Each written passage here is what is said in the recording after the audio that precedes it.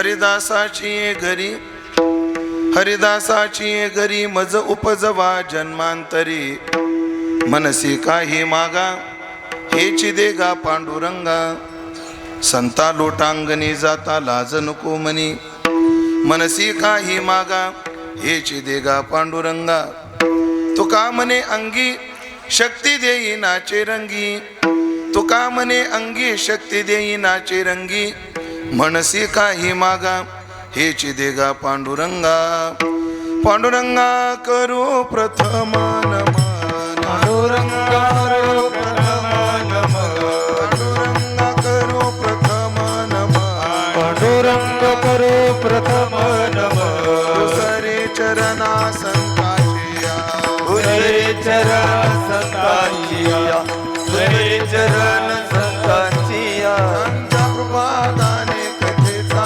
विस्तार कृपादाने कथेचा विस्तार दाने कथेचा विस्तार कृपादाने कथेचा विस्तार माझे सद्गुरु दास तुका बाबाजी सद्गुरुदास तुका बाबाजी सद्गुरुदास तुका सर्व टाळकरी गुरुबंधूंना विनंती आहे, आता फक्त ठोबा रुक्मायला नाचायचं, तोपर्यंत फक्त टाळ वाजवायचं.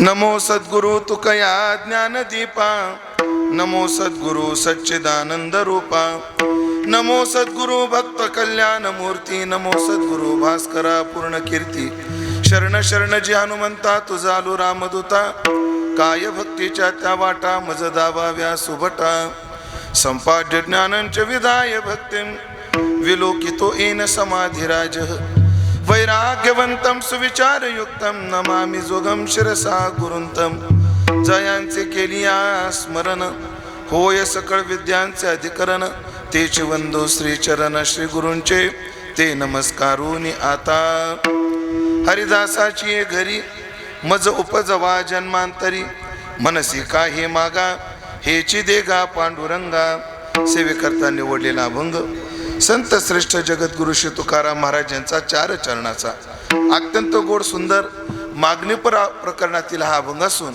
या अभंगातून जगद्गुरु श्री तुकोबाराय देवाच्या आग्रहापोटी जगाच्या कल्याणापोटी आणि आपल्या आवडीपोटी एक दान मागतात. विठाला विठाला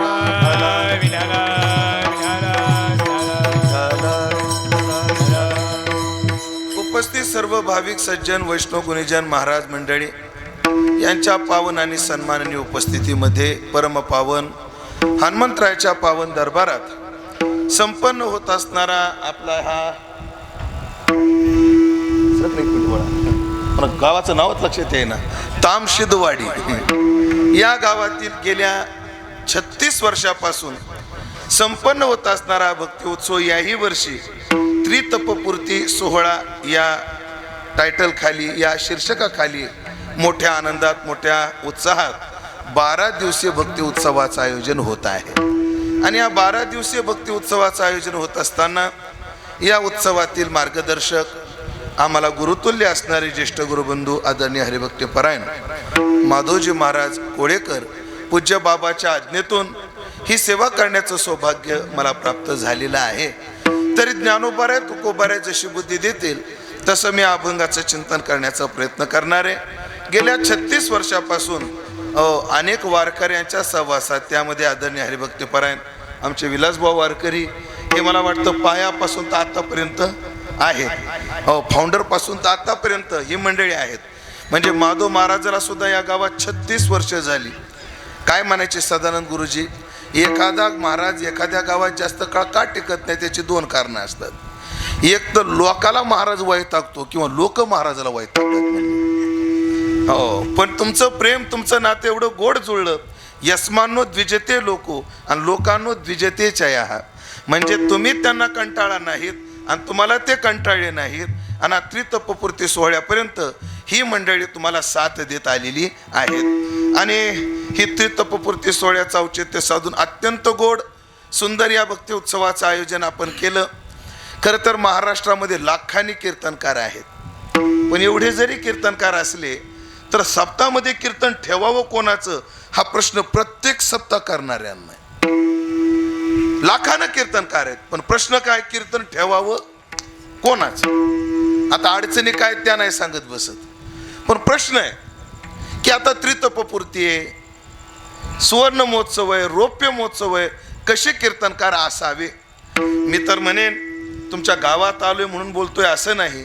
मला जर कोणी विचारलं सप्तामध्ये कीर्तन कसे असावे, तर मी तुमच्या गावाचं नाव सांगल, असे कीर्तनकार असावे की सुरुवातीपासून तर शेवटपर्यंत आपण अत्यंत गोड कीर्तनकारांचं आयोजन केलं. आजचाच निर्णय कस काय चुकला कोणास ठाऊक, पण आपण कीर्तनकारांचं आयोजन फार गोड केलं. पण आजची योजना का बरं चुकली असावी त्याचं कारण सांगतो. कारण माधव महाराजाला वाटलं असेल 12 कीर्तन आहेत, त्यात ह्याचं एक असावं. त्याचं कारण सगळे कीर्तन वजनदार आहेत, पण एखादा कीर्तनकार बी वजनदार असावा. सगळे कीर्तनकार सगळ्याची कीर्तन वजनदार आहेत, पण वजनदार कीर्तनकार असं आहे ते. वजनदार कीर्तनकार असावा असं त्यांना वाटलं. आणि एवढा मोठा उत्सव करायचा म्हटला की प्रत्येकानं कोणती ना कोणती जिम्मेदारी उचलावी लागते. तसं आज मला ज्यांनी उचललेलं आहे सुरेश भाऊ वाघमोडे यांच्या सौजन्यातून, यांनी आजचं सौजन्य घेतलेलं आहे. त्यांच्या सौजन्यातून, महाराजांच्या आज्ञेतून, तुमच्या सगळ्यांच्या प्रेमातून या सेवेचा योग आहे. आपल्या उत्सवातील उपांत्य चिंतन सेवा असल्यामुळे आपल्याकडे मागणीपर अभंगाचं चिंतन करण्याची पद्धत आमच्या ज्येष्ठ मंडळीने बाळगलेली आहे. त्याच परंपरेला धरून या अभंगाची निवड आहे. तुकाराम महाराज आज देवाजवळ मागतायत, पण ऐकलं का, तुकाराम महाराज नुसतं मागत नाहीत, तुम्ही आम्हाला शिकवतात कोणाला मागावं, पांडुरंगाला मागावं, कधी मागावं, त्याने आग्रह केल्यावर मागावं, आणि काय मागावं तर संतांच्या सहवासाची अपेक्षा करावी. अशा 3 गोष्टी तुम्ही आम्हाला शिकवतात. ऐका बरं मंडळी, एक प्रस्तावना करतो अगदी थोडक्यात. जन्माला येताना व्यक्ती येत असतो आणि व्यक्ती आपल्या कर्तृत्वाने एक व्यक्तिरेखा तयार करत असतो. जन्माला येताना एक व्यक्ती येते आणि ती आपल्या भोवती आपल्या आचाराने, आपल्या स्वभावाने एक व्यक्तिरेखा तयार करते. याला उदाहरण जर द्यायचं ठरलं तर जन्माला येताना सचिन तेंडुलकर जन्माला आला, क्रिकेटर ही व्यक्तिरेखा त्याने निर्माण केली. लता मंगेशकर ही जन्माला येताना लता मंगेशकर आली, पण तिनं सिंगर ही व्यक्तिरेखा तयार केली, हे की नाही. म्हणजे नरेंद्र मोदी जन्माला येताना व्यक्ती आले, पण एक खंबीर नेतृत्व ही व्यक्तिरेखा त्यांनी निर्माण केली. पण येताना जन्माला उमेश दशरथी आला, पण कीर्तनकार ही त्यानं व्यक्तिरेखा तयार केली. जन्माला येताना अनिल आला, पण त्यांनी गायक ही व्यक्तिरेखा तयार केली. कळालं मला काय म्हणायचंय. तसं जन्माला येताना तुका आला, पण जगद्गुरु ही त्यांनी व्यक्तिरेखा तयार केली. येताना तुकाच. 6 विशेषणं सांगतो नामावलीमध्ये. कोण आहेत हे ऐका. हे कोण आहेत? बोल्लोबा पुत्रा, कनकाई कुमारा, जिजाई रमणा, कानाप्रिय बंधू, नारायण जनका. कोण आहेत? असे आहेत. नारायणाचे जनक आहेत, जिजाईचे रमण आहेत, कनकाईचे कुमार आहेत, कानोबरायाचे बंधू आहेत, बोल्लोबाचे पुत्र आहेत.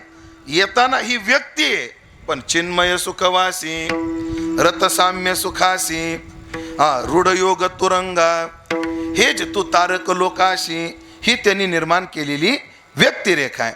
ऐका, तुकाराम महाराजाच्या अनेक व्यक्तिरेखेतली एक व्यक्तिरेखा सांगतो. तुकाराम महाराज म्हणजे निरपेक्ष, त्यांना कशाचीच अपेक्षा नाही. जयाचे ठाई पांडवा, अपेक्षे नाही रे घावा. आणि तुकोबराची निरपेक्षता गात्यामध्ये पावला पावलाला दिसून येते. तो का म्हणे जीव भाव देवा पायी, ठेवून येते काही न मागती, अशी निरपेक्ष.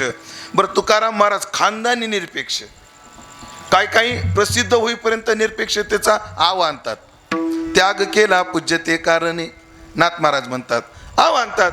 पण तुकाराम महाराज हे जातवान त्यागी आहेत, जातवान निरपेक्ष आहेत. कारण तुकाराम महाराजाचं चरित्र एका युगाचं नाहीये. 100 युगाचा भक्तनामा उभा कीर्तनी. म्हणजे तुकाराम महाराज कृतयुगामध्ये कोण होते? प्रल्हाद. त्रेतायुगामध्ये अंगद, द्वापारात उद्धव, कलियुगात नामदेव, आणि तेच पुन्हा कोण झाले? तुकोबाराय. आता प्रत्येक अवतारातली निरपेक्षता सांगायला आपल्याला वेळ नाही. डायरेक्ट प्रल्हादाच्या अवतारातली निरपेक्षता सांगतो. भगवंतानं प्रल्हादाकरता नरसिंह अवतार घेतला. हिरण्यकश्यप फाडून फेकला आणि भगवंताने प्रल्हादाला मांडीवर घेतलं. स्वतः सिंहासनावर बसले आणि प्रल्हादाला मांडीवर घेतलं. कोणी? नरसिंह भगवंताने सिंहासनावर आधी स्वतः बसले आणि मांडीवर प्रल्हादाला घेतलं. असं का बरं केलं? खरं तर त्या सिंहासनाचा अधिकारी प्रल्हाद आहेत. मग देव आधी का बसले? त्याचा भाव सांगत असताना पराशरजी सांगतात की भगवंतानं विचार केला, आसुरानं बसून हे आसन अपवित्र झाले, म्हणून आधी मी बसून पवित्र करतो आणि मग भक्ताला बसवतो. म्हणून देवाने मांडीवर प्रल्हादाला घेतलं आणि प्रल्हादाला मांडीवर घेऊन भगवान प्रल्हादाला कुरवाळू लागले. माझ्याकडे बघावं लागेल तुम्हाला. प्रल्हादा, काय तुझी सेवा रे? उखळत्या तेलात टाकलं तरी तू नाव नाही सोडलं. प्रल्हादा, उंच कड्यावरून तुला खाली टाकलं पण तू नाव नाही सोडलं. प्रल्हादा, सापाच्या खोलीत तुला सोडलं, आगीत तुला जाळलं, तू नाव नाही सोडलं. प्रल्हादा, एवढा कोरोना आला तरी तू माळ नाही काढली. काय तुझी निष्ठा, काय तुझी भक्ती. खोच झालो प्रल्हादा, बोल तुला काय पाहिजे. कोण म्हणतंय? नरसिंह भगवान म्हणतात, त्रैलोक्याचा मालक म्हणतोय. प्रल्हादजी म्हणले, देवा, जे भक्त तुझ्याकडून सेवा करून मोबदल्यात मागतात ते भक्त नाहीत, सवय वणिक, ते व्यापारी आहेत, मागणार नाही देवा. अरे प्रल्हादा, माग रे काहीतरी. नाही देवा. अरे माग रे. नाही देवा. देवाना आग्रह एवढा धरला, माग माग. शेवटी प्रल्हादाचा युगो जागा झाला. प्रल्हादजी म्हणले, देवा, माझ्याकडे बघा, मी तर तुमच्याकडे काही मागणार नाही, पण तुलाच काही मागायचं तर माग म्हणले. आतापर्यंत आसुर बालक होतो, पण आता या नगरीचा राजा आहे म्हणले, झुकेगा नाही साला. काय मागायचं तर माग. कोण म्हणतात? प्रल्हादजी म्हणतात, मी तर मागणार नाही, तुलाच काही मागायचं तर माग. देव चतुराचा शिरोमणी, पडत्या फळाची आज्ञा. भगवान हुशार. भगवान म्हणले, बघ बरं प्रल्हादा, मी मागितलं ते देशील? देणार देवा. आता ऐका देवानं काय मागितलं. देव म्हणले, प्रल्हादा, तू शब्द दिलाय म्हणून मागतोय. काय? मला एकच दे. काय? तू माझ्याकडे काहीतरी मागावं हेच मला दे. शब्द लक्षात आला?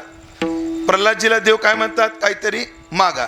प्रल्हाद म्हणतो, मी काय मागणार नाही, तुलाच काय मागायचं तर माग.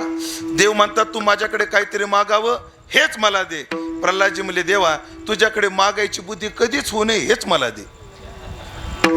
या वृत्तीचे प्रल्हादजी आहेत, या वृत्तीचे तुकोबराय आहेत. ते मागतात, ते पटतच नाही, पटतच नाही.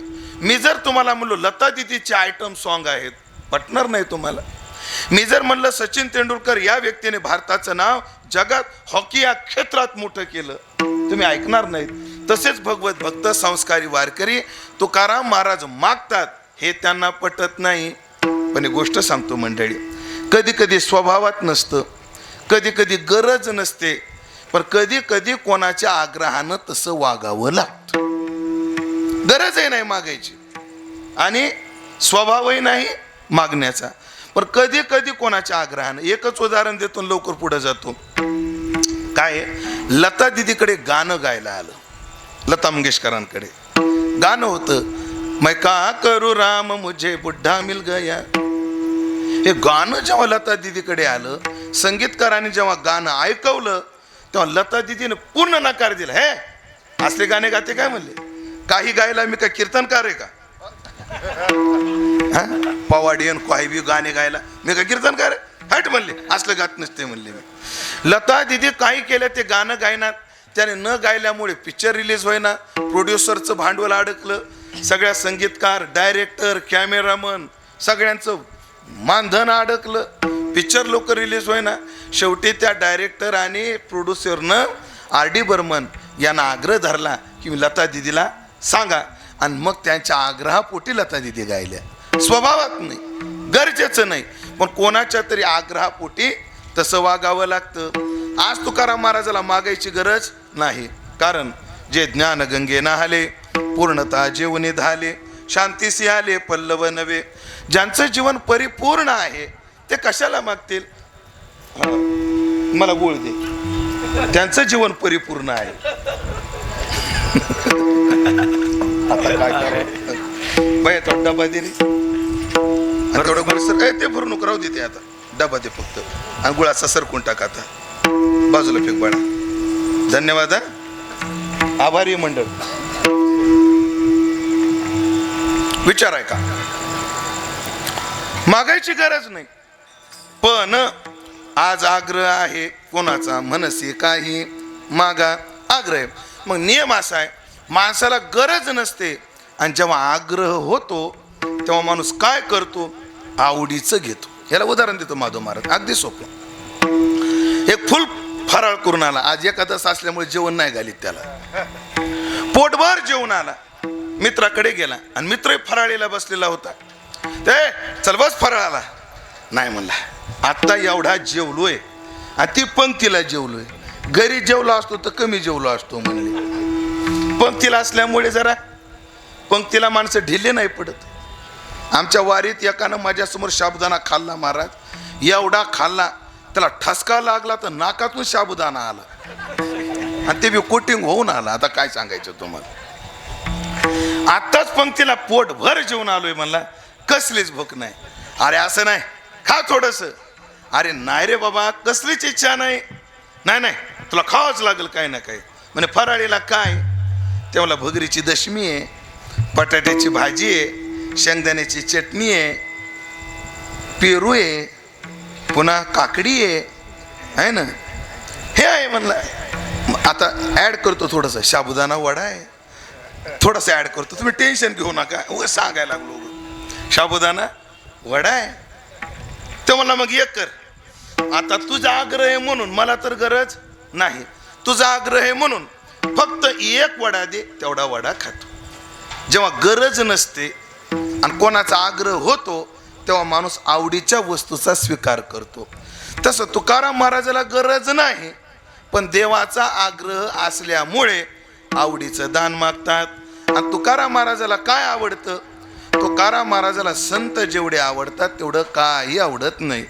तुका म्हणे जैसे आवडती हरिदास, तुका म्हणे जैसे आवडती हरिदास, तुका म्हणे जैसे आवडती हरिदास, तुका म्हणे जैसे आवडते हरिदास, तैसी नाही आस अनेकांची, जैसे नाही आस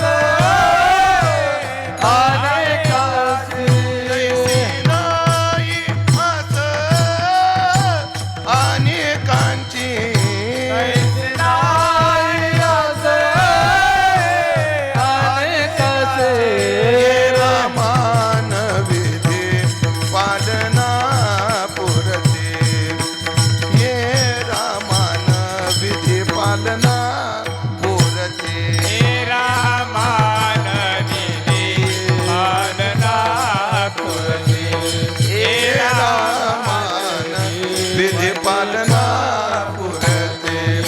तुका म्हणे जैसे आवडते हरिदास, कामने जैसे आवडते हरिदास, तुका म्हणे जैसे आवडते हरिदास, कामने जैसे आवडते हरिदास, तैसे नाही आस अनेकांचे, निराई आसा अनेकांची, रामान विधी पालना पुरते, ये रामान विधी पालना पुरते, तेरा मानवी पालना पुरते, तेरा मानवी पालना पुरते.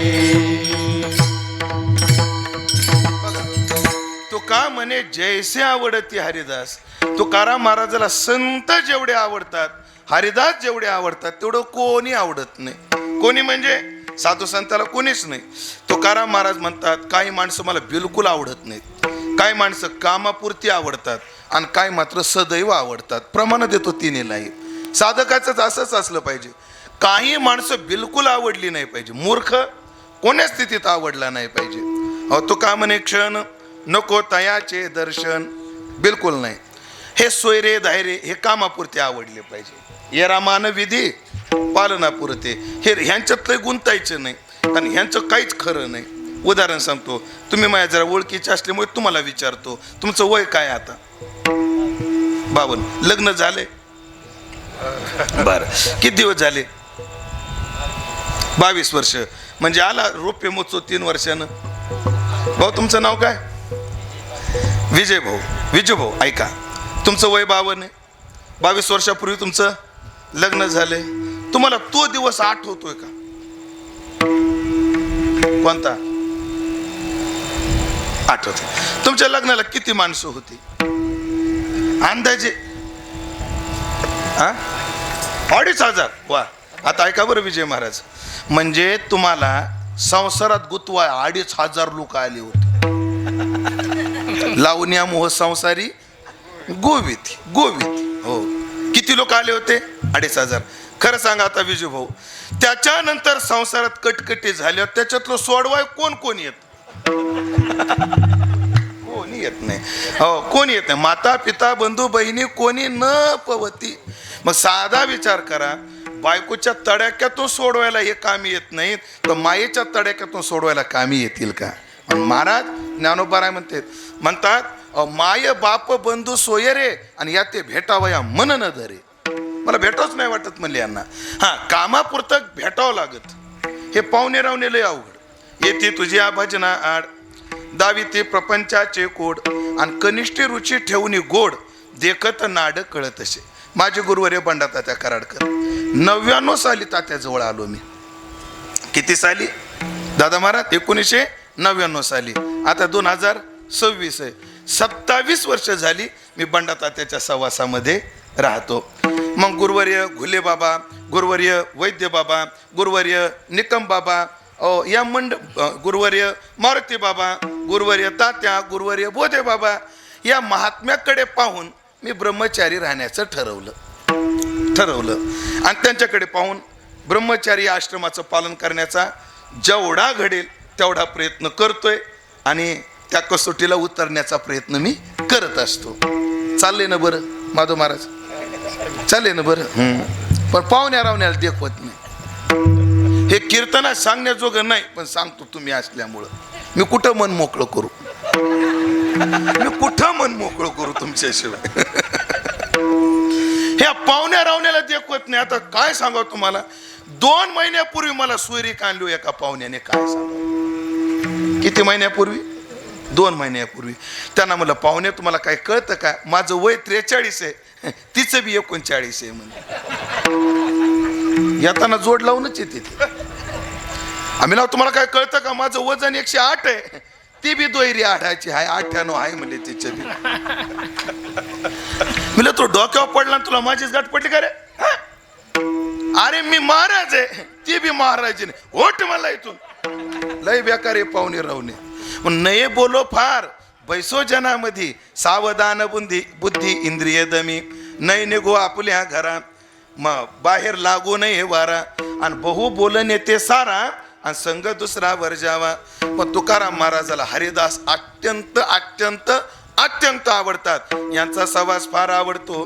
म्हणून गरज तर नाही, पण खाण्याचा आग्रह झाला, जसा माणूस आवडीचा पदार्थ स्वीकारतो तद्वत गरज तर नाही, पण देवाचा आग्रह झाल्यामुळे तुकाराम महाराज मागायला प्रवृत्त झाले आणि देवाच्या आग्रहापोटी आपल्या आवडीचं दान अभंगाच्या पहिल्या चरणात. हरिदासाची ये घरे, हरिदासाची ये घरे,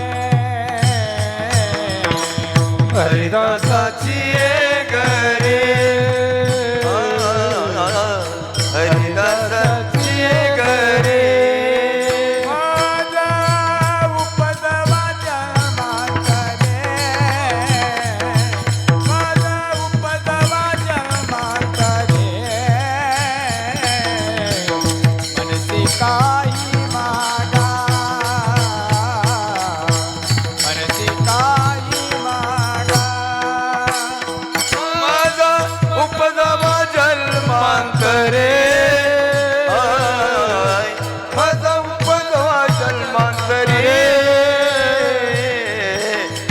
मनसी काही मागा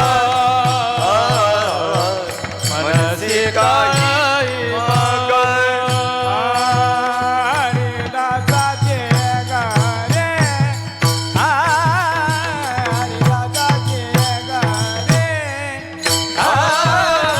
हरिदासाची एक रे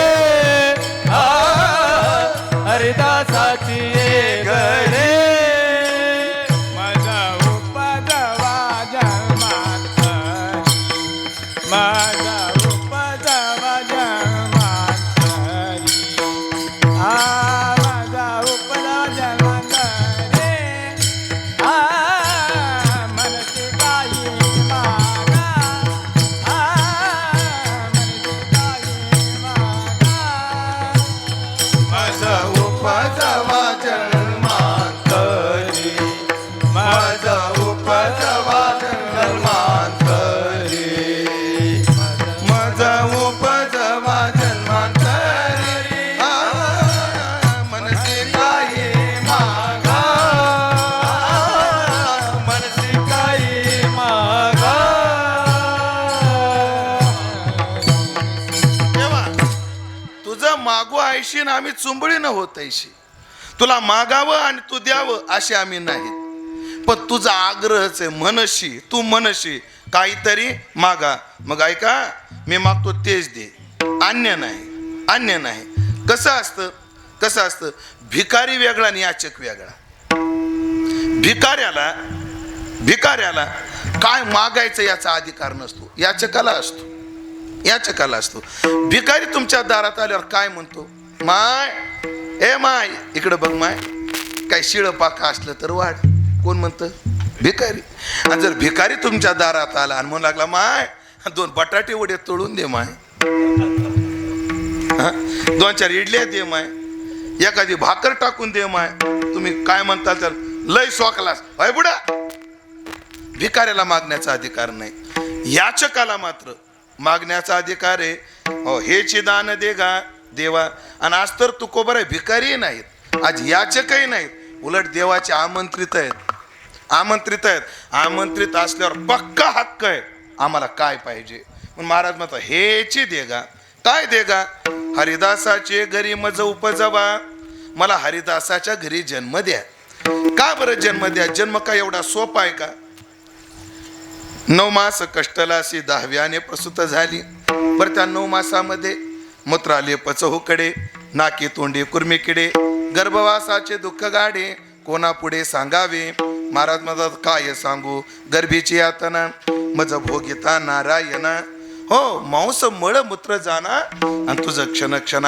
ध्यात असे मातीच्या उदर कुहरी पचोनी विष्ठेच्या दातरी उकडोनी 9 मास बरी जन्मोनी मरते म्हणून या सगळ्या गर्भवासाचं दुःख पाहून तो साधक म्हणतो अरे पूयगर ते निघाला मूत्ररंध्रे निघाला कटारे म्या चाटीला कुचस्वेदू जो ऐसी परी म्हणे जन्माचा कंटाळा धरी म्हणे आता मी ते न करी जे न्यायशे होय जन्म मृत्यू जरा व्याधी दुःख दोषानुदर्शन याच्यावर बोलताना ज्ञानोबा म्हटले गर्भवासाचं दुःख फार कठीण आहे नको रे बाबा आणि महाराज तुम्ही खुशाल म्हणता मला उपजवा जन्म द्या त्याचं कारण आहे कारण काय आता आमच्या मराठवाड्यात मन आहे आणि भाऊ आपल्याकडे आहे मन इकडे की नाही मला माहित नाही काय मन आहे दुभत्या गायची लात गोड लागती दुभत्या गायची लात काय लागती गोड लागती ह्याच्यात सायकोलॉजीचा एक सिद्धांत आहे काय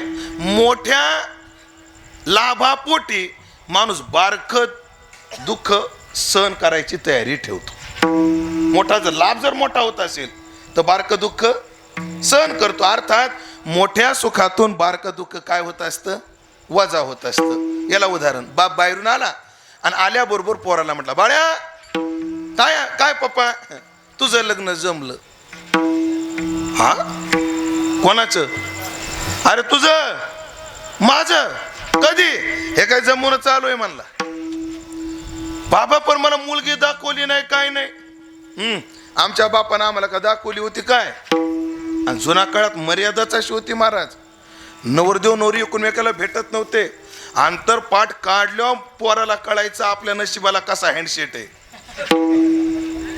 हो, चितळे साहेब आपल्या कराडचे चितळे साहेब, त्यांची आई पूर्ण कोबडी आणि वडील क्लासहून ऑफिसर चितळे साहेबांचे.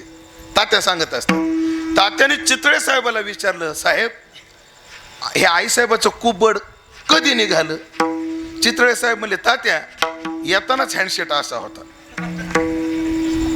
लग्नातच अशी होती. म्हणजे कुबडी म्हणे पहिल्यापासून ही. मग तुम्ही एवढे उच्च शिक्षित, मग कुबड्या बाईशी लग्न कसं काय केलं?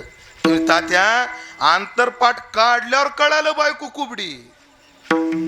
हो, तेव्हा कळालं हँडशेट कसा आहे. आता जमलं की हँडशेट. जाऊ द्या, ज्यांच्या लक्षात आलं त्यांना धन्यवाद. बाकीचे लय ताण घेऊ नका. तुम्ही लय ताण घेतला तर माझ्यासारखे वाळून जातात. कायला लय ताण घेता, मोकळ्या मनानं ऐका. आमच्या बापाने का दाखल होतं काय? हाय मला बाबा मुलगी कशी आहे? तशी बरी आहे बरं, पण रंगानं काळी आहे. काळी एक तर तुम्ही म्हणाल त्या मुलीशी लग्न करायचं. बाबा काळ्या मुलीशी लग्न करणार नाही, बिलकुल करणार नाही. अरे ऐकून घे, तुम्ही काही सांगा पण हे ऐकणार नाही. इकडं पाय बाळ्या, 4 पाहुण्या शब्द दिलाय, मान खाली घालायला नको, तुला लग्न करावं लागल. नाही बाबा मी काळ्या पुरीशी लग्न करणार. अरे ऐक ना, काय महिन्याला 1 लाख कमी ती असं आहे का? चालेल म्हणला. महिन्याला किती कमी ती? 1 लाख कमी. मग काय होईल? चालेल म्हणला. आता काळा रंग का सोसला? 1 लाखाच्या लाभा पुढं काळा रंग सोसला. मोठ्या सुखात माणूस बारक दुःख काय करीत असतं? सहन करत. याला अजून एक उदाहरण छोटस. भाऊ तुमचं नाव काय? तुमचं हो हनुमान भाऊ. हनुमान भाऊ गाव कोणतं तुमचं? गिरवीचे का तुम्ही? बरं हनुमान भाऊ, गिरवीत तुमचं घर आहे? घरात कपाट? कपाटात पैसे? काम असं खोटं नाही बोलायचं देवादारात, कामापुरते असते ना. हनुमान भाऊचा व्यवहार लय क्लिअर. हनुमान भाऊनी 25,000 कपाटात ठेवले होते. किती? 25. बाकी सगळे बँकेत आहे ना भाऊ? बाकी सगळे बँकेत 25 कोटी ठेवले होते कपाटात. हनुमान भाऊ मी आहे, तुम्हाला घाबरू नका तुम्ही. मी आहे, मी. हा कल्पना करा हनुमान भाऊ, तुमच्या घरात चोर शिरला. घाबरू नका, मी आहे. हा कोणाच्या घरात चोर शिरला? हनुमान भाऊच्या घरात चोर शिरला. चोरानं कपाट फोडलं आणि चोराच्या हाताला 25,000 लागले.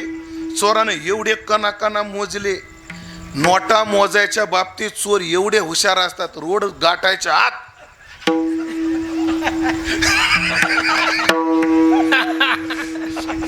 त्या चोरानं काय केले? पैसे मोजले आणि चिडला ना तो चोर. एवढ्या लांबून आलो राहून एवढेच. तो मला जेवढे पदरात पडतील तेवढे तेवढे खिशात घातले. माझ्याकडे पहा आता. पण तेवढ्यात हनुमान भाऊला काय आली? जाग आली. त्या रडले, चोर चोर चोर. कोण रडले? हनुमान भाऊ. पण हनुमान भाऊ ऐका, चोर तुमच्या घरी यायच्या आधी माझ्या घरी आला होता. तुमच्याकडे यायच्या आधी कुठं आला होता? माझ्या घरी. आणि माझ्या घरात त्याने 2 लाखाचं पाकिट चोरलं होतं. किती लाखाचं? आता तुम्हाला प्रश्न पडला असेल, महाराजाकडे 2 लाख कसं काय? त्याचं उत्तर सांग. तुम्हाला बायको हाय, सासू हाय, सासरा हाय, मेवना मेवणी हाय. हा आम्हाला ब्रह्मचार्याला पैशाशिवाय कोण आहे का नाही? ह्यांना बायको आहे, सासू आहे, सासरा आहे, मेवना आहे, मेवणी आहे. आम्हाला ब्रह्मचार्याला पैशाशिवाय कोण आहे? मग ते 2 लाख रुपये मी असे कपाटात ठेवले होते. चोराने ते चोरले. पुन्हा कोणाच्या घरी आला? बोला की. हनुमान भाऊच्या घरी आला. चोरानं 25,000 चोरले. हनुमान भाऊला जाग आली. चोर चोर म्हणून ते आरडले. चोरानं गडबडीने उडी टाकायच्या नादात ते 2 लाख रुपये घरात पडले. कोणाच्या? चौकदार कोणाच्या? हनुमंतरावच्या. तुमचं काय मत आहे दादा महाराज, तुकाराम बा? कोणाच्या घरात? हे सगळे म्हणतात तुमच्या घरात पडले. तुमचं काय मत आहे?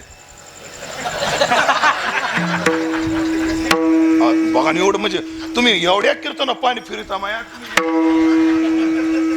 ते 2 लाख कोणाच्या घरात पडले? तुमच्या घरात पडली तेवढे परत करा राव. दमादमानं करा. मी गडबड काहीच नाही. मी फोन पे नंबर देतो. हप्त्यानं द्या. पण ब्रह्मचार्याचं बरं नसतं. असं आहे का? बरं बरं बरं. नाही ते तुमचा तुम्ही व्यवहार पहा बाबा. मी ते तुमचं तुम्ही पहा. गळ्यात गळे घाला. मला काय नका सांगू त्यांचं. विनोदाचा भाग सोडा. गेले किती बघा बोला की 25. मिळाले किती 2 लाख. नुकसान कितीचं 25,000चं. आनंद कितीचा 1,75,000चा. फायदा मोठा का नुकसान मोठं? फायदा मोठं. आता हनुमान भाऊ पोलीस पाटलाला फोन लावतील का? काय चाललंय तुमच्या राज्यात? चोरी झाली? बिलकुल नाही. गिरवीला गाडीवर किक मारतील. सरळ जागृत हनुमंतरायाजवळ येतील आणि हनुमंताला म्हणतील, हनुमंता दर शनिवारी तुला नारळ फोडीत जाईन, पण दिसाड असा चोर घरात येऊ द्यायचा. नियम काय? मोठ्या सुखातून बारकं दुःख काय होत असतं महाराज? वजा होतं. मग उपजावा का?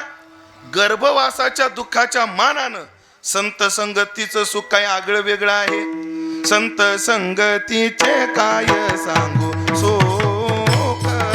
संत संगतीचे काय सांगू सुख. संगतीचे काय सांगू सुख. संगतीचे काय सांगू सुख. आपणा पारिखे नाही ते साधू थोर जाना. साधू थोर जाना. साधू थोर जाना. साधू थोर जाना. आपणा पारिखे नाही साधू थोर जाना. साधू थोर जाना. साधू संत संगतीचे काय सांगू सुख. संगतीचे काय सांगू सुख. संगतीचे काय सांगू सुख. संगतीचे काय सांगू सुख. आपणा पारिखे नाही ते.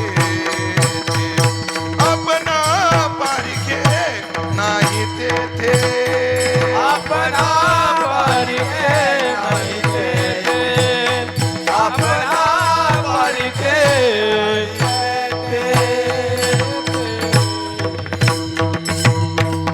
महाराज संत संगतीचं काय सुख आहे. या वैष्णवाचे घरी प्रेम सुख इच्छा करी. रिद्धी सिद्धी द्वारी कर जोडोनी तिष्ठती. असं अपार सुख आहे. अवीट सुख आहे. कुठे? संतांच्या संगतीत. अलौकिक सुख आहे. पण त्या सुखाकरता मज उपजावा मला जन्म द्या. तुकाराम महाराजाला विचारलं जन्म पाहिजे तुम्हाला? हो. पण संतांच्या घरी कोणता जन्म पाहिजे? महाराज म्हणलं कोणताही. संत समागम एखादी परी व्हावे त्याचे द्वारी श्वान याती. किंवा तुकोबराय म्हणतात होईन मोचे वाहना. होईन मोचे वाहना. पायी सकळ संत जना. सकळ संत जना. मांजर सुकर सुना जवळी शेष घ्यावया. मांजर सुकर सुना जवळी शेष घ्यावया. मांजर सुकर सुना जवळी शेष घ्यावया. संतांच्या पायातला मोर्चा कर. संतांच्या पायातला पाय पोस कर. संतांच्या दारातला मला कुत्रा कर. मांजर कर. अरे डुक्कर कर. मांजर सुकर आणि सुना काय कर, पण संतांच्या दारात फायदा नाही. संतांच्या दारात काही होऊन राहिलं तरी फायदा आहे. महाराज कुत्र सांगतो तुम्हाला. आळंदीत कुत्र एक कुत्रे गावोगावी आहेत. पण मी कुठलचं सांगतोय आळंदीतलं कुत्र. गावागावात कुत्रे 3 प्रकारचे. काही पिटुकले, काही निबार आणि काही डांगार. 3 प्रकारचे. हो. गावात कोणाचं चांगलं झालं की पिटुकले आरडे. पिटुकले निबार बी तेवढेच निबार आढळतील. काय काय कुत्रे डंगर झाले, त्यांना बसली जागा उठवत नाही, पण दारात बसल्या बसल्या असे गुरकत येत. पण मला ते कुत्रे सांगायचे नाही. आळंदी ते कुत्रा ज्ञानोबाच्या दरबारात दिवसभर ज्ञानोबाच्या दरबारात राहतो. हनुमान कुठं राहतो? ज्ञानोबाच्या दरबारात. संध्याकाळी ज्ञानोबाची आरती झाली की ब्राह्मण तीर्थ घेऊन येतात. तर समाधीपासून तीर्थ देताना असे थेंब थेंब सांगतात बरं आपल्या विनामंडपाच्या पायरीपर्यंत. तर माधव महाराज ते कुत्र रोज सगळं तीर्थ चाटून घेत. कोणाचं? ज्ञानोबाचं. याचा अर्थ त्याला पोट भरत असं नाही, पण माझ्या ज्ञानोबाच्या तीर्थावर कोणाचा पाय पडू नये ही भावना त्या कुत्र्याची असेल. आणि कीर्तन चालू झालं की कीर्तनकाराच्या बाजूला असं शांत बसत. कोण? शांत बसत. मला वाटतं 3 दिवसापूर्वी कीर्तन झालं आपलं उल्हास महाराज सूर्यवंशी त्यांचं. इथं कीर्तन झालंय 3-4 दिवसापूर्वी. ते त्यांच्या कीर्तनातला एक घटना आहे. माऊलीच्या मंदिरात उल्हास महाराजाचं कीर्तन. ते कुत्र येऊन बसलं. एकाचा फोन वाजला कीर्तनात. तर ते कुत्र सगळ्या लोकांना ओलांडून ज्याचा फोन वाजला त्याच्या जवळ गेलं आणि त्याला भूक लागलं. कोण? कुत्र. कोण सायलेंट करा म्हणत होतो. कोणाला? माणसाला. पण कोण? कुत्र. संतांच्या दारातलं कुत्र बिले भाग्याचं आहे. नाथ महाराजाचा आहे का अभंग आहे. नाथ महाराज म्हणतात संताद्वारे कुत्रा झालो, ज्ञान थारोळ्या बैसलो. मग आपल्या खाटकाच्या दारातलं कुत्र कशात बसतं तुम्हाला माहिती? मूर्ख आपल्या दारातले कुत्रे गटारात बसतात, पण साधूच्या दारात माणूस कुत्रा झाला की ज्ञान थारोळ्या बैसलो. संत काय करतात? शेवट चरण लय गोड आहे त्याचं. एका जनार्दनी कुत्रा आणि दात पाडून केला बोचरा. म्हणजे कुत्र संतांच्या दारात गेलं की संत काय करतात? त्याला बोचर करतात. मग त्याला हाडं चावत नाहीत.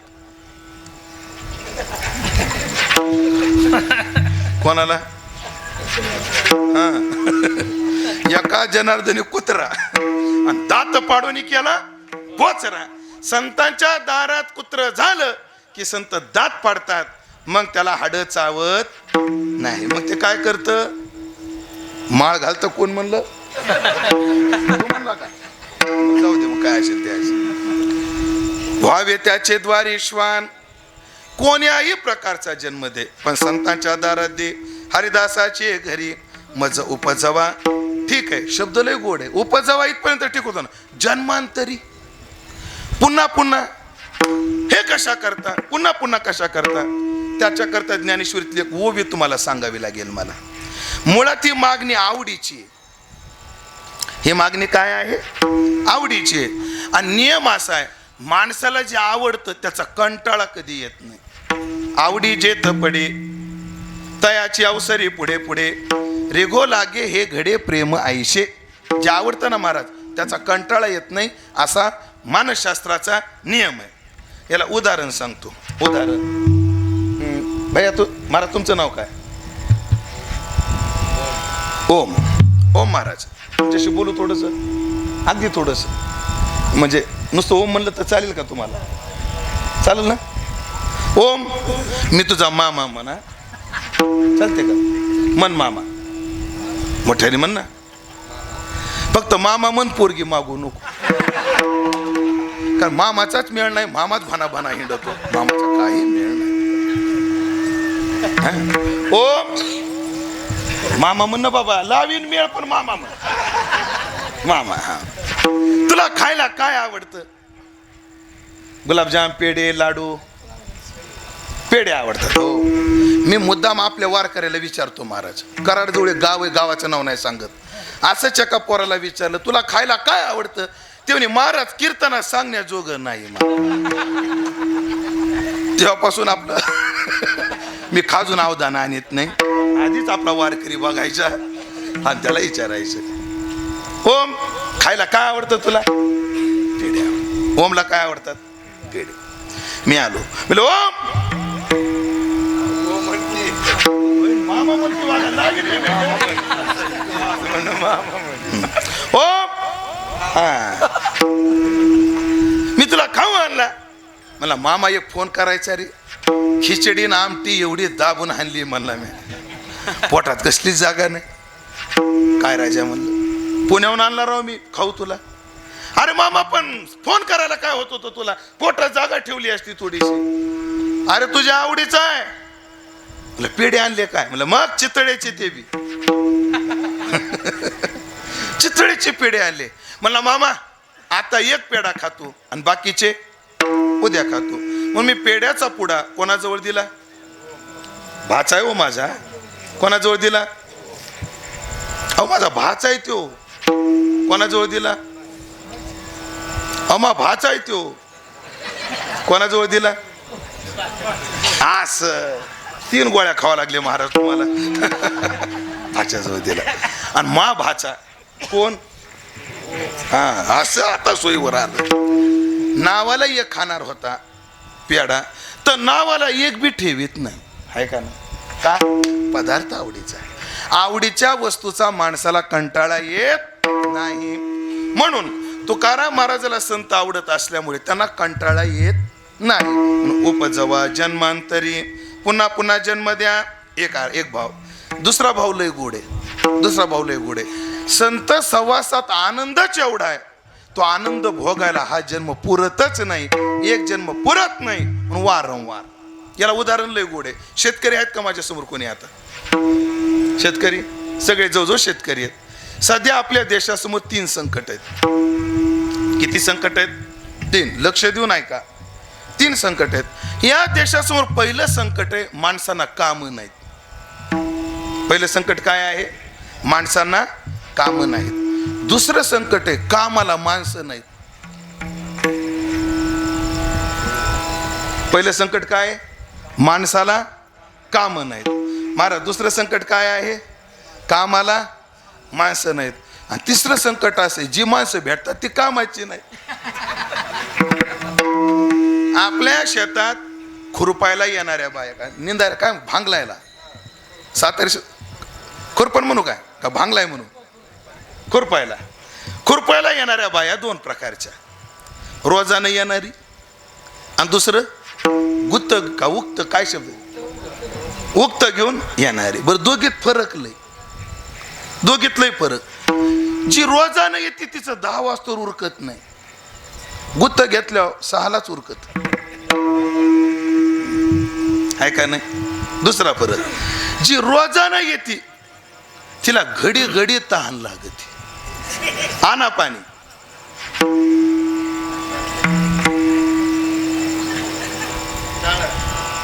जी रोजानं येते तिला घडी घडी तहान लागते, ती काय म्हणते, आणा पाणी. आता पाणी कशी पिती माझ्याकडे बघा. आमचे सदानंद गुरुजी म्हणायचे, सदानंद गुरुजी म्हणायचे बरं. तो कारण तुम्ही ऐकलं असेल गुरुजींना, तुम्ही सगळ्यांनी ऐकलं तो गुरुजींना. गुरुजी म्हणायचे कीर्तनकाराकडे गाणं असावं, विनोद असावा, चिंतन असावं, दृष्टांत असावे. कीर्तनकाराकडे अभिनय असावा, माकड चाळी नसावी. कीर्तनात माकड चाळी वेगळी आणि अभिनय वेगळा आहे ना. पाणी कशी पिती बघा, म्हणून एवढं समजून सांगितलं.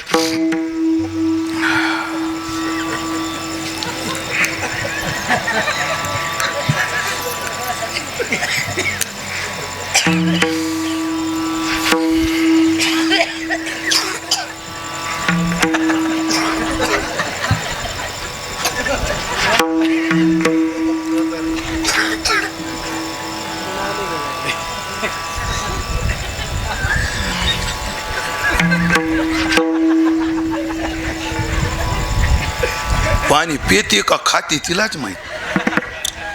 पक्की राजूबाई दीक्षितची भक्ती, घोट घोटके पाणी पिण्याची आई. बरे खरंय का खोटे, तुम्ही किती डोळे वाटावरून बघा, पण हे खरंय, आहे का नाही. मग अशा बाया खुरपू लागल्या, दृष्टांत ऐका, खुरपू लागल्या. आणि शेताचा मालक म्हणायचा, हात उचला कडाला गेलं पाहिजे, हात उचला कडाला गेलं पाहिजे. म्हणावंच लागतं महाराज. उठा चालू करा, 9 वाजले. आपलं मनात लागत, हात उचला कडला गेलं पाहिजे. कोण म्हणू लागला? मालक. त्या बाया खुरपणाऱ्या त्या कंटाळल्या. मग त्या बायाची जी मुकदमीन होती, त्या बाया त्या मुकदमीनला म्हणल्या, आका बघ ना म्हणली, आम्ही का बसलोय काय म्हणले. हा, आणि हा बाबा म्हणते हात उचला कडल लावा, हात उचला कडल लावा. तुला वाटतंय रान आज उरकल? हे रान आज उरकण्याजोगं नाहीच आहे. अजून 2 दिवस याला लागत असते. मग तिची मुकदमीन होती. मालकाला ताण लागली वाटतं आता. जी मुकदमीन होती ती मालकाजवळ गेली. अ मालक काय लावलंय? हात उचला कडे लावा, हात उचला कडे लावा. बसल्यात का बाया? बरं ती एवढ्या वजनात का बोलली विजय भाऊ? कारण त्या मालकानं हिच्याकडून व्याजानं पैसे आणले होते. कोणाकडून? टोळीच्या मुकदमनीकडून. हात उचला कडे लावा, हात उचला कडे लावा. हे रान कडायला लागण्याजोग आहे. ऐकलं का मालक? आम्ही किती पळापळ केली, आम्ही किती पळापळ करू द्या, हे रान आज उरकत नाही. याला पुन्हा यावं लागणार आहे. तसं आम्ही संतांच्या सहवासात जन्म घेतला तर किती आम्ही आनंद लुटू द्या, हा जन्म आम्हाला पुरणारच नाही. म्हणून आम्हाला पुन्हा पुन्हा जन्म द्या. मज उपजवा जन्मांतरी. महाराज एक शेवटचा सल्ला देतो आणि 8 तास घेतो. शेवटचा सल्ला विचार. काय सल्ला आहे? तुम्हाला काय लुटायचं आहे? संतांच्या संगतीतला आनंद लुटायचा आहे. मग एक करा, पुन्हा पुन्हा जन्म घेण्यापेक्षा एकदाच काय लुटायचा तो लुटून घ्या. तिसरा भाव सांगतोय जन्मांतरीचा. एकदाच काय लुटायचा तो लुटून घ्या. आता प्रत्येक गावात काय ना काय खाद्यपदार्थ प्रसिद्ध असतो. पुण्यामध्ये जोशाचा वडा प्रसिद्ध, नाशिकला कोंडाजीचा चिवडा प्रसिद्ध, शेगावची कचोरी प्रसिद्ध, घारगावचा पेढा प्रसिद्ध. तसं माळशिरसचं काय प्रसिद्ध आहे? गांजा कोण म्हणलं? गांजा म्हणलं काय प्रसिद्ध?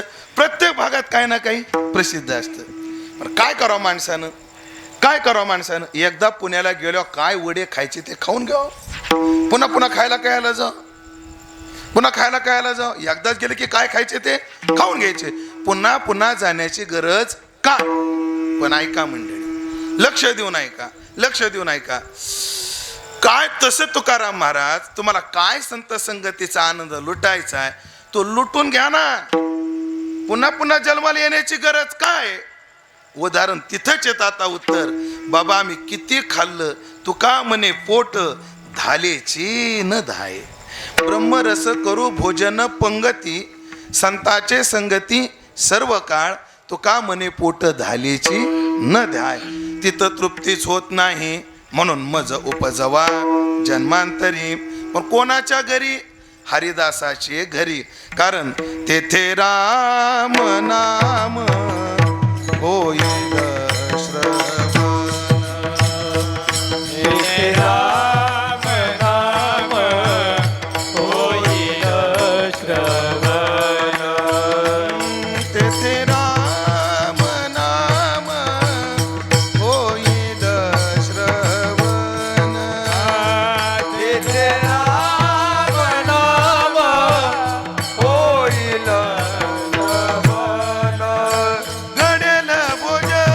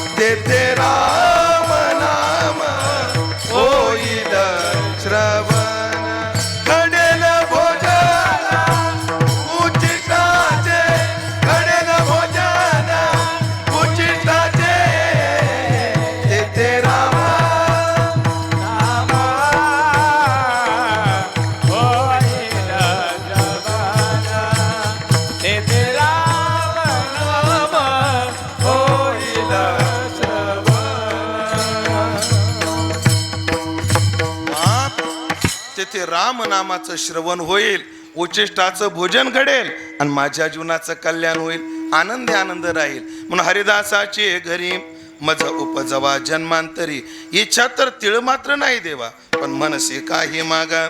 तूच म्हणतो ना काहीतरी माग काहीतरी माग, तर हेची देगा पांडुरंगा. पण देवा महत्वाचं बरं ऐका, बऱ्याच लोकांना चांगल्या कुळात जन्म भेटतो पण चांगलं कर्म करायची बुद्धी होत नाही. बालयोगी महाराज उतुरकर एक चिंतन सांगायचे, बालयोगी बाबा उतुरकर ते म्हणायचं काही लोकांना जन्म भाग्य लाभतं पण कर्म भाग्य लाभत नाही, काहीला कर्म भाग्य लाभतं पण जन्म भाग्य लाभत नाही, काहीला दोन्ही लाभत नाही, काहीला दोन्ही लाभतात. उगत 2-2 मिनिटात उदाहरण सांगतो. तुकाराम महाराजाचा जन्म चांगल्या कुळात, शुचिनाम श्रीमताम गे योग भ्रष्टो बिजायते, पवित्रते कुळ पावन तो देश, जेते हरीचे दास जन्म घेती. तुकाराम महाराजाचा जन्म कोणाच्या कुळात? मूळ पुरुष विश्वंभर विठ्ठलाचा भक्त तोर, त्याचे भक्तीने पंढरी सांडून देहू आले हरी. विश्वंभर बाबाच्या कुळातला जन्म म्हणजे जन्मभाग्य तुकाराम महाराजाला लाभलं आणि कर्मभाग्यही लाभलं. हो, म्हणजे डोंगरावर जाताना तुका गेला आणि येताना जगद्गुरु होऊनच आला, याला कर्मभाग्य म्हणतात. कर्मभाग्य लाभलं. काय कायच्या जन्माला जन्मभाग्यही नाही आणि कर्मभाग्यही नाही. हो, बाप बी बेवडा आणि हे बी बेवड. कसं? उदाहरण सांगतो छोटस. एक म्हातारू लय नालायक होत. कोण म्हणलं तुम्हाला म्हातारी नालायक नसतात? तुमच्या वाडीत नाहीत म्हणून काय झालं? म्हणतो नालायक म्हातार. आंघोळ झालं की दारात खुर्ची टाकायचं, शिव्या द्यायचं कोणाला, घाण घाण शिव्या द्यायचं. ते मराय टेकलं. कोण? ते म्हातार. त्याला 2 पोरं, एकाचं नाव बाळू एकाचं नाव राजू. नाव बरे का बदलायचे? हा, बरे आहेत ना? मोठा बाळू आणि बारका राजू. म्हाताऱ्याने दोघाला बोललं, बाळ्या राजा इकडे. मी मरायला लागलो म्हणे आम्ही त्याचीच वाट पाहायला लागलो. कोण म्हणते? बाळ्या आणि राजा म्हणायला लागले. पण बाळ्या मोठा कोण आहे? बाळ्या, मला नाही वाटत मला मेल्यावर कोणी चांगलं म्हणेल म्हणे बाबा आपण पेरलंय तसं तो उगवल कसं? पण ऐक म्हणले बाळ्या, ऐक म्हणले राजा, तुम्हाला जर वाटत असेल बापाच्या आत्म्याला शांतता लाभावी तर असं काहीतरी करा जेणेकरून गाव मला चांगलं म्हणलं पाहिजे. कोण म्हणलं? म्हातारं म्हणलं. आणि म्हातारं नालायक असल्यामुळे आपल्याला वेळ कमी असल्यामुळे ते लगेच मेलं. म्हातारं लगेच मेलं. मग ते बाळ्याला आणि राजाला आठवलं, बाप काय म्हणला होता? असं काहीतरी करा मला गाव काय म्हणलं पाहिजे? चांगलं म्हणलं पाहिजे. बाळ्याने राजाने लगेच अखंड हरिनाम सप्ताह ठेवला. पार वेळापूर पण दिशा बरोबर आहे का? इकडे आहे का? माझ्या लक्षात होतं पण मला वापसा आहे का नाही बघावं म्हणून तपासलं नाही, बाकी काय नाही. वापसा आहे. इकडून वेळापूर पासून, इकडून फलटण पासून दहीवडी कुणीकडे मारा जाता? इकडं कोणतं गाव? इकडं इकडं फलटण आहे काय? आता काय करावं? हे वेळापूर. तुम्ही मग इकडं म्हणले ना, आता इकडं म्हणता होय. बरं ठीक. इकडं वेळापूर, इकडं फलटण, इकडं इंदापूर, इकडं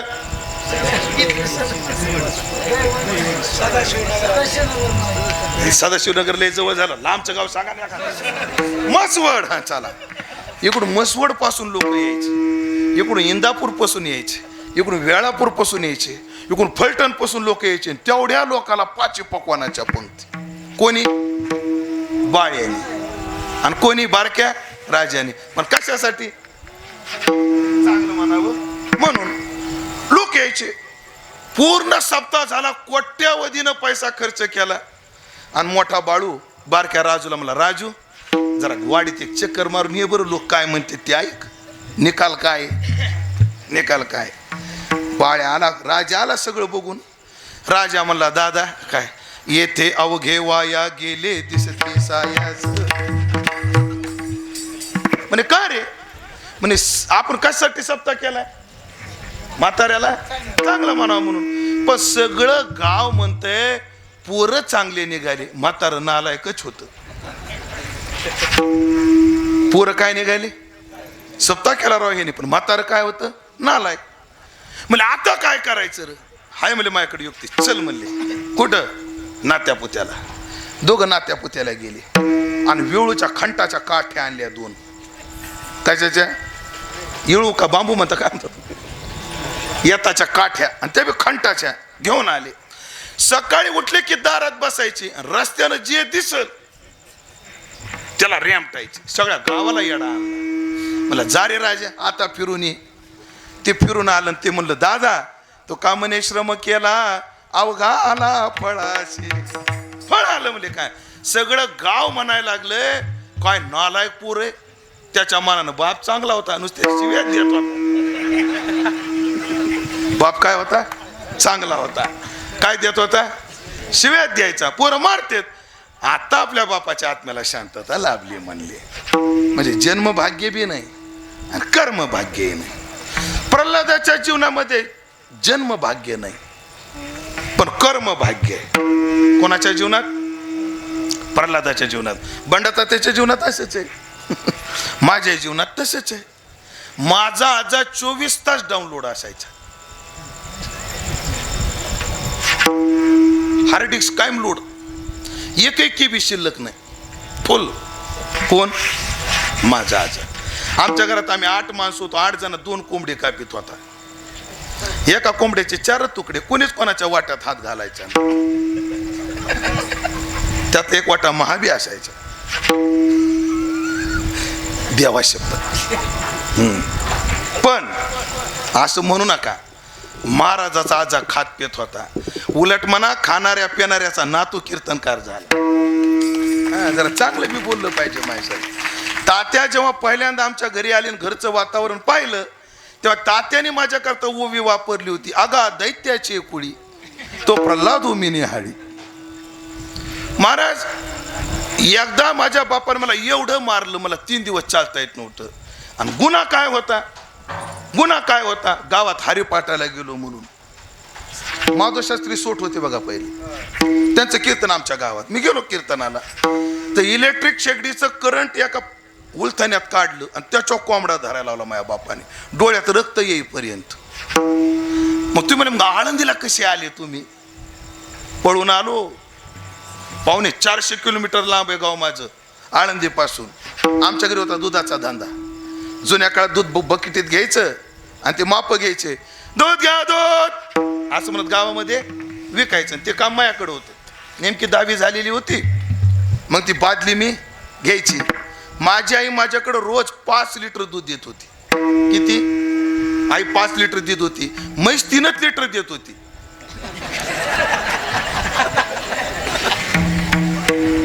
म्हैस 3 लिटर द्यायची, पण माई किती दूध द्यायची? 5 लिटर. मी बाजूला गेलो, पुन्हा त्याच्यात 1 तांब्या वाटायचो. किती झाला आता? म्हणजे मापा सगट पाप येतो, पाठ आहे तुम्हाला. आणि असे 3-3 रुपये गोळा करून 500 रुपये गोळा केले, मग आळंदीला आलो. म्हणजे जन्म भाग्य लाभलं नाही पण कर्म भाग्य लाभलं. मला जरा माळा घालायची आवड आहे, तर तात्यामुळं लागली. मग लोक मला म्हणतात महाराज तुम्ही एवढ्या माळा कह्याला घातली? तुमचा का मूर दडपाला बापा, तुम्ही एवढ्या माळा का घातल्या? काय काय लोक काय म्हणतात दादा महाराज आमची 7 पिढ्याची माळ आहे. मी सांगत असतो माझ्या गळ्यात 7 पिढ्याची माळ आहे. ही माझ्या बापाची, ही आजीची, ही पंजाची, हे खापर पंजाची. पुढच्या तुम्ही लावून घ्या आता काय. कायला जन्म भाग्य लाभतं पण कर्म भाग्य लाभत नाही.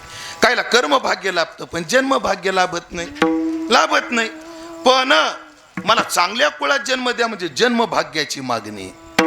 पण चांगल्या कुळात जन्म येऊन क्रिया जर अमंगळ असेल तर, आणि त्या हरिदासाच्या घरी जाऊन साधू संतांच्या सेवेची लाज वाटली तर, देवा एक करा. काय करा? मनसिका संत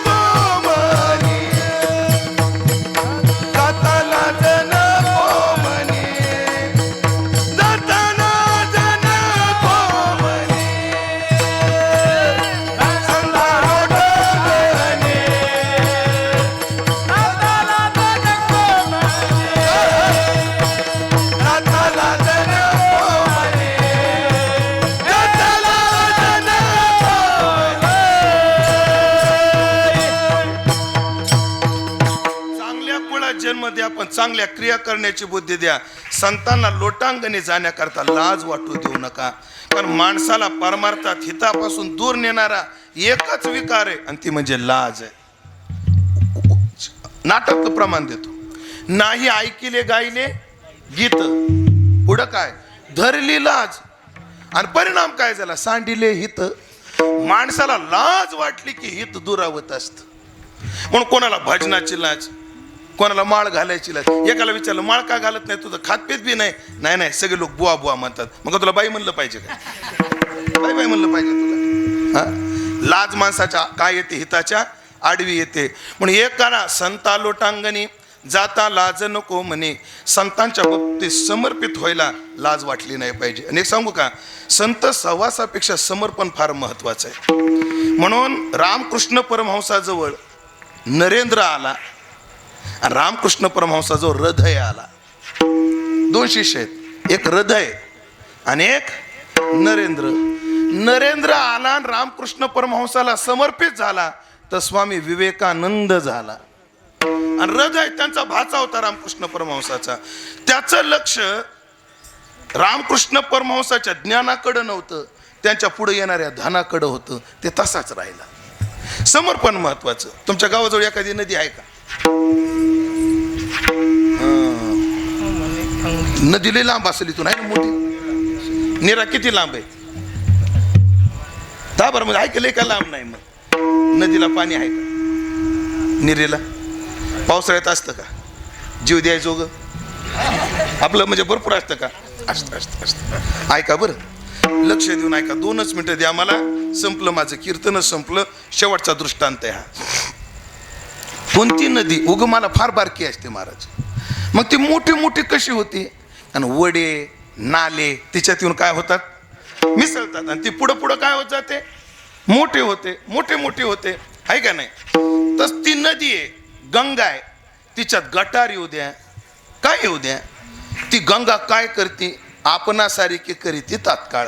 तवची ओहळ वाहळ जाऊन पवती गंगा जळ आणि होणे ठाकती केवळ गंगा रूप. सरिता ओहळ ओघा आणि गंगे मिळून झाल्या गंगा. गंगेत मिसळलं लगेच गंगा रूप होते. पंढरपूरचं उदाहरण. आपण पंढरपूरला प्रदक्षिणा करतो त्या उद्धव घाटापाशी कबीर मठापासून एक नाला येतो बघा चंद्रभागेत. ते नाला आला की वारकरी नाकाला रुमाल लावतात. चहुवेदी जाणं कुठं? अनिल बुवा त्या घाटावर.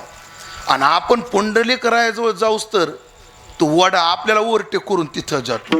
आणि त्याच नाल्याचं पाणी कुठं येतं? पुढं पुंडलिकरायाजवळ येतं.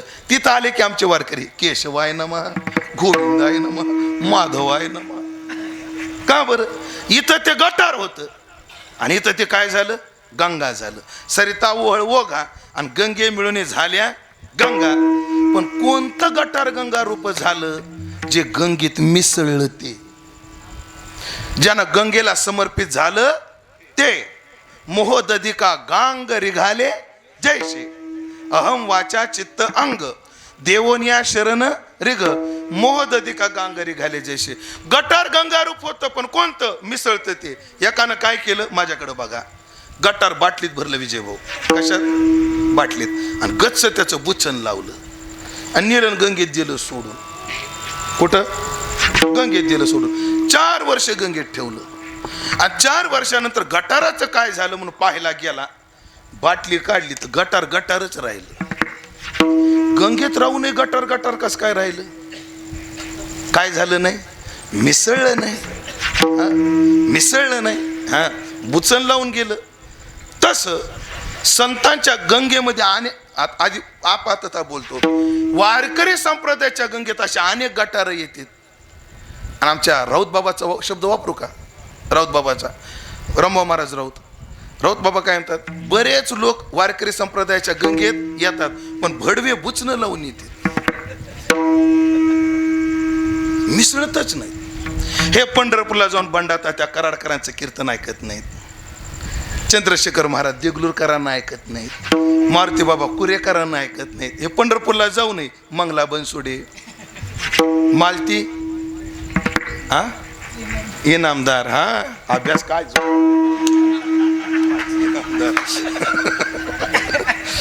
अजून काय हो सुरेखा पुणेकर गौतमी पाटील तुम्हाला बी नाव माहिती कारण काय वारीला गेलं पण मिसळत नाही वारीच्या वाटानं विलास बुवा पाय कोणाचे दुखते जे भजनात नाहीत त्याचे जे भजनात चाललेले न वाटे आणि गावनिया जाता वाटे एकदा आळंदीत ह्यानं तो पिवळा घोंगता बगलात घातला फिनोलेक्सनं आणलं पाणी शेत पिकली सोन्या वाणी पण इथं उलट आहे दादा महाराज ऐकलं का लक्ष देऊन ऐका तुम्ही वारीच्या वाटचे लोक आहेत म्हणून सांगतो फिनोलेक्सच्या बॅगा येतात पुण्यात आणि शेतरंग तिथं वाटायचे झालं माझं बोलणं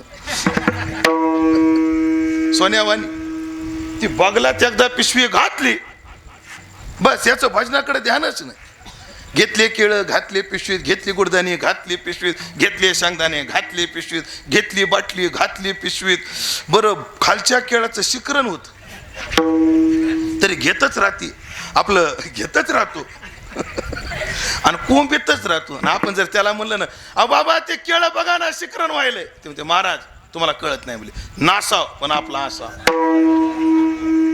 नासाव पण आपलं असं बरं कोण वाटतं काय वाटतं याचा भाव बी नाही लक्षात येत त्यांच्या फलटणला मी पाहिलेला अनुभव सांगतो बरं घडलेली घटना आहे कुठं फलटणला वाढीव मुक्काम आला होता महाराज फलटणला आणि लांब लचक रांग लागली होती तर बायाने बघाव का नाही रांग कशाची काय लागल्या रांगेला आणि पुढे गेल्या बोर्ड होता दाढी कटिंग फ्री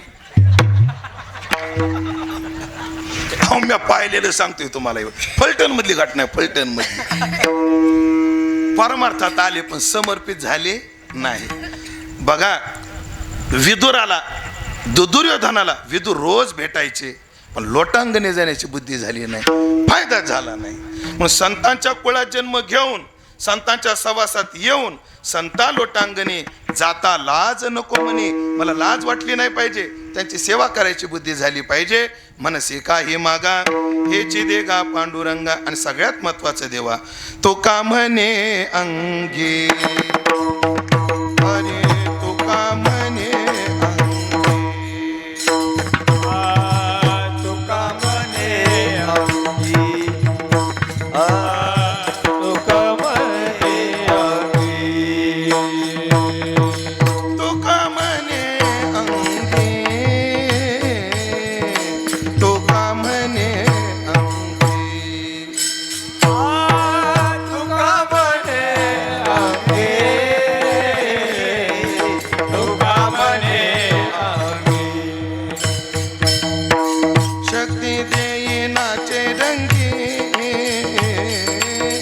शक्ती देई नाचे रंगी मनसे काही मागा मनसे काही मागा शक्ती देई नाचे रंगी शक्ती देई नाचे रंगी मनसे काही मागा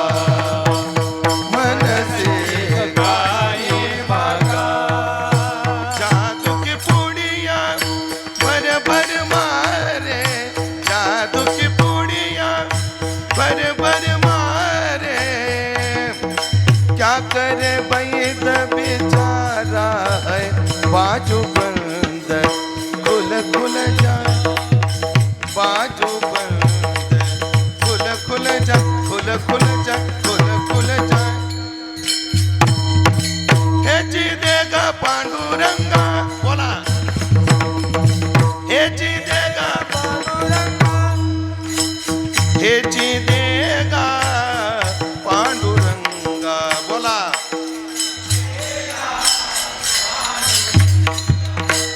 हेची देगा पांडुरंगा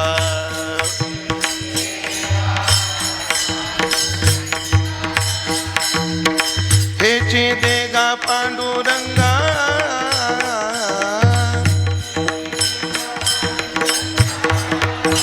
पांडुरंगा पांडुरंगा हरे मनसे काही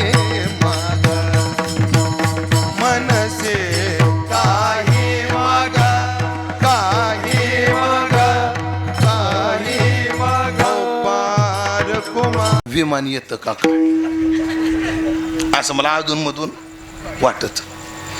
पण आज जेव्हा ते विमान तिकडून निघालं, गरुड निघाला, मला वाटलं वा वा वा, परमार्थ फळाला आला आपला.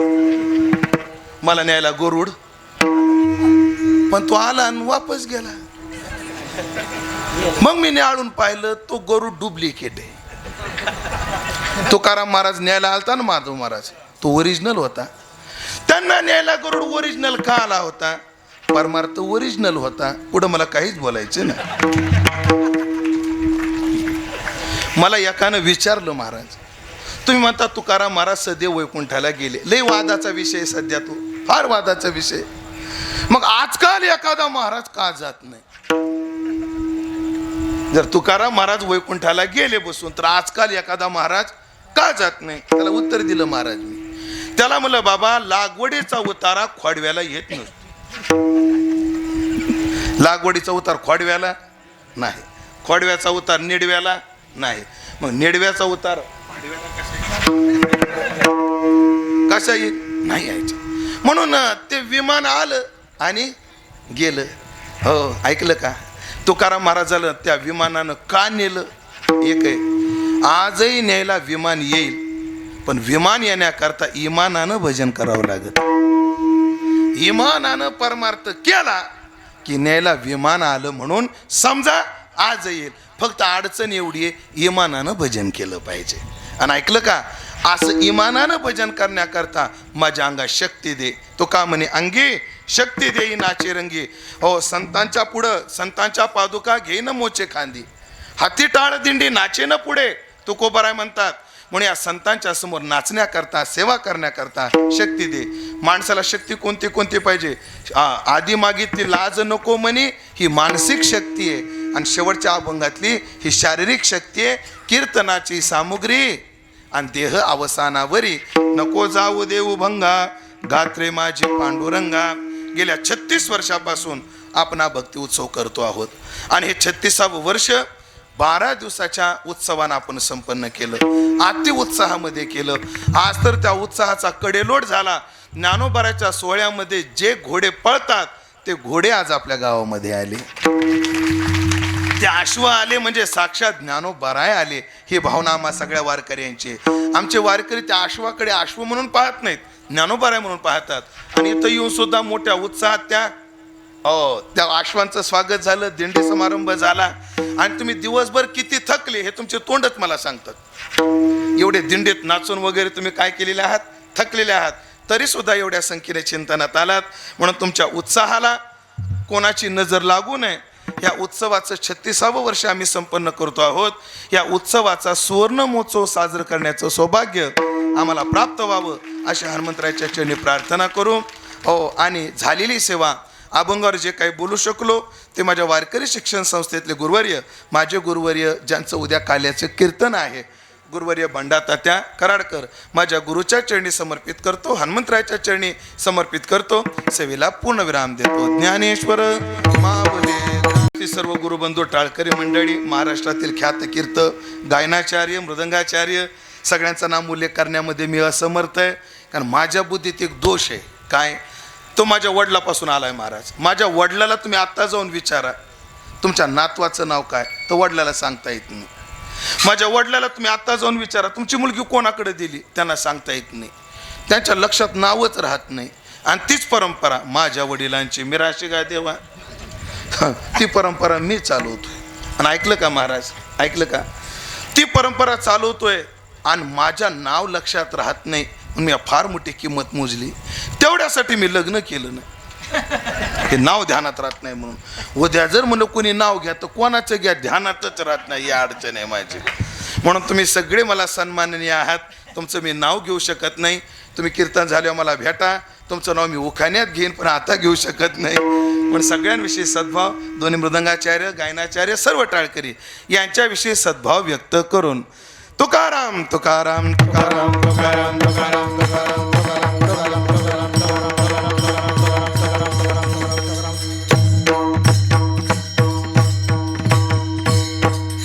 तुका म्हणे अंगी शक्ती देईनाचे रंगी. मनसी काही मागा हेची देगा पांडुरंगा तुका मने अंगी शक्ती देईनाचे रंगी मनसी काही मागा हेची देगा